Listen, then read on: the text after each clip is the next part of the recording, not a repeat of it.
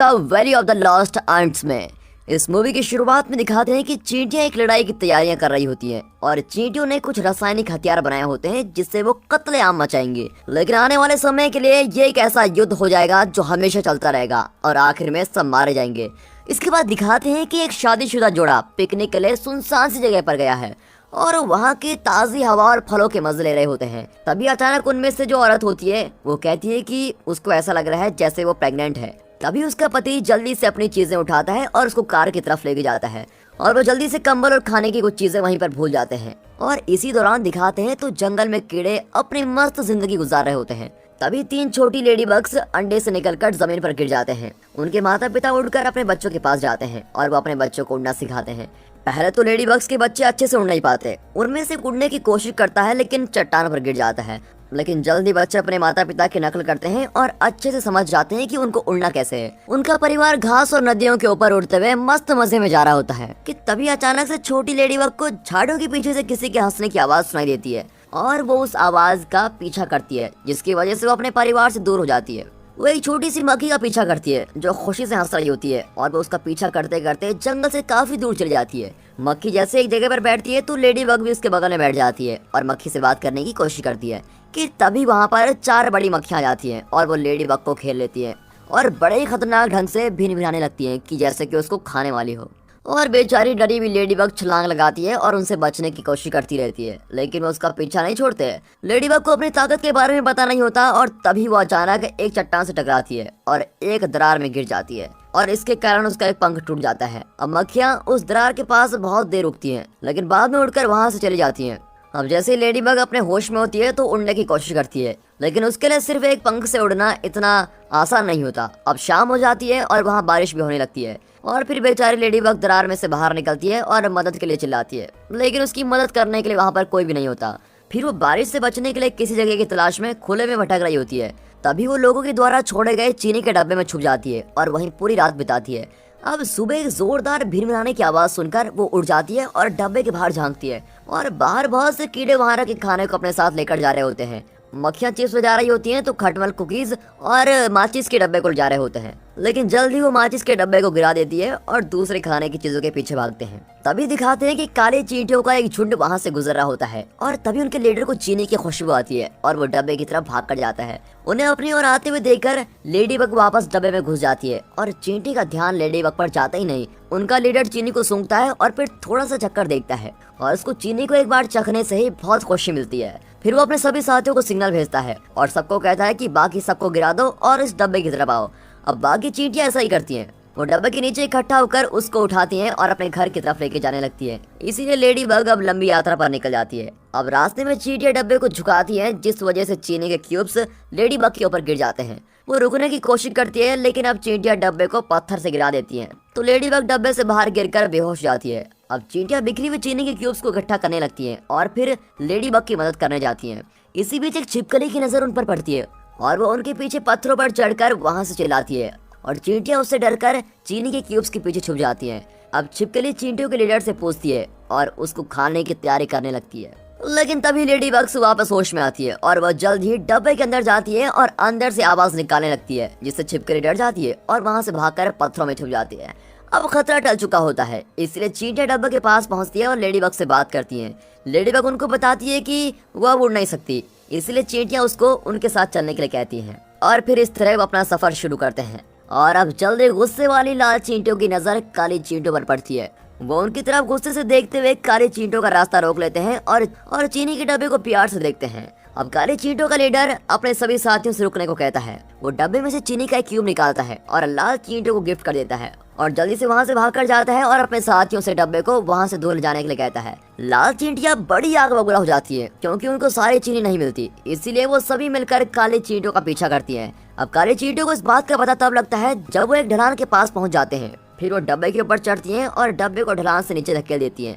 लाल चींटियां जल्दी से एक सोडा की कैन ढूंढती है और उसके अंदर चढ़ जाती हैं और फिर उसको ढलान से धक्का देती हैं। अब काले चींटियों का डब्बा और लाल चींटियों का कैन जल्द ही पहाड़ के नीचे में गिर जाता है और वो पानी के बहाव के साथ बहने लगते हैं। फिर रास्ते में कठिनाइयां होने के बाद भी लाल चींटियां उनका पीछा नहीं छोड़ती तभी एक जोर के झटके की वजह से लेडी बग डब्बे से निकलकर पानी में गिर जाती है और तो पानी में एक मछली उसका पीछा करने लगती है। लेडी बग तेजी से नीचे की ओर जाती है, लेकिन मछली उसका पीछा करते करते पत्थरों से टकरा जाती है, लेकिन फिर भी वो उसका पीछा नहीं छोड़ती। अब काली चींटियां अपनी नई दोस्त को बचाने का फैसला करती है, इसीलिए वो एक दूसरे को पकड़कर एक जंजीर बनाती है और इस तरह वो लेडी बग को बचा लेते हैं। अब इसके बाद उनके रास्ते में एक बहुत ही बड़ा झरना पड़ता है, इसीलिए वो जल्दी से डब्बे के अंदर घुस जाती हैं और फिर झरने से नीचे गिर जाते हैं। मछली और लाल चींटियां भी उनके पीछे पीछे उस झरने से गिर जाती हैं। अब मछली और लाल चींटियों का कैन नीचे अटक जाता है, लेकिन लाल चींटियां पानी में तैरकर वहां से बच निकलती हैं। अब काली चींटियां और लेडी बग बचते हुए चीनी के क्यूब्स को लेते हैं और वापस अपने घर के रास्ते पर निकल पड़ते हैं। और जब रास्ते में चल रहे होते हैं तो लेडी बग को कुछ जानी पहचानी भिनभिनाने की आवाज सुनाई देती है। फिर वो पास में ही एक लेडी बग के झुंड को देखती है और उनको देखकर ऊपर उड़ने की कोशिश करती है, लेकिन एक पंख होने के कारण वो ज्यादा ऊपर नहीं उड़ पाती और फिर दुखी होकर वो वापस से चींटियों के पीछे जाने लगती है। अब अगले दिन सड़क पार करते हुए लाल चींटियां काले चींटियों को देख लेती है और उनका पीछा करने लगती है। काली चींटियां मौके का फायदा उठाती हैं और कार के पास आने के बावजूद रुकती नहीं और लाल चींटियों का लीडर भी उनका पीछा करने से नहीं रुकता, लेकिन उसके साथ ही चींटियां कार से टकराकर अपने लीडर के साथ नहीं जाती और वहां से भाग जाती हैं और बड़ी मुश्किल से काली चींटियां कार के नीचे कुचले जाने से बच जाती हैं और फिर जल्दी वो अपने घर तक पहुंचने में कामयाबी होती है। लेडी बग भी उनके साथ पहुंच जाती है और देखते हैं कि अंदर सभी बहुत ही व्यस्त हैं। हर एक चींटी अपने लाए सामान को रानी के सामने रखती है और अगर वो इससे संतुष्ट होती है तो वो उनको एक अंडा देती है। जैसे ही रानी चीनी को खाती है तो वो बहुत ही खुश हो जाती है और ढेर सारे अंडे देती है।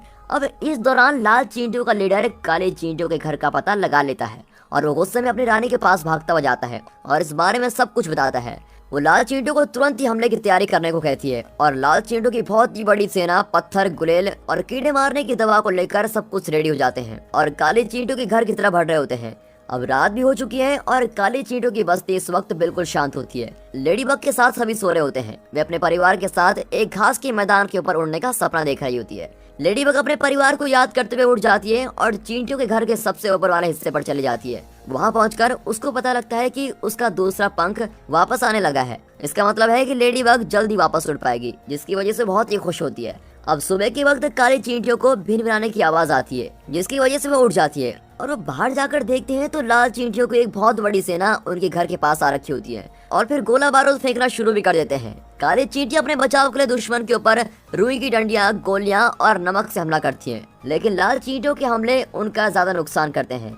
अब हालात को देखते हुए काली चींटियों की रानी चींटियों के लीडर और लेडी बग को चींटियों के साइंटिस्ट के पास भेजती है और इस समस्या के बारे में जानने के बाद वो अपने रखे सामान में देखता है तो उसको वहाँ पर एक माचिस की डिब्बी और पटाखे देखते हैं। फिर काले चींटियां पटाखों को अपने घर के ऊपर रखती हैं, लेकिन उनके दुश्मन भी शांत नहीं रहते। वो उनके घर के दरवाजे पर हमला करने की तैयारी कर रहे होते हैं। अब काली चींटियों का लीडर माचिस के डब्बा खोलता है और देखता है कि उसके अंदर तो सिर्फ एक तिल्ली बची हुई है और फिर वो माचिस के डब्बे पर बने निर्देशों को पढ़ता है और उस तिल्ली को जलाता है। फिर वो उनको पटाखे पर लगाता है और वहाँ पर एक खतरनाक विस्फोट। वो पटाखा घूमकर लाल चींटियों पर गिरता है और धमाके की वजह से बहुत सी चींटियां लाल हो जाती हैं, लेकिन वो तिल्ली जल्दी बुझ जाती है और अब इस धमाके से दुश्मन और भी ज्यादा गुस्सा हो जाता है और अब वो उन पर बिल्कुल खतरनाक तरीके से हमला करने वाले हैं। तभी लेडी बग को एक बात याद आती है और उसको याद आता है कि कुछ समय पहले उसने इंसानों के छोड़े हुए एक माचिस के डब्बे को देखा था।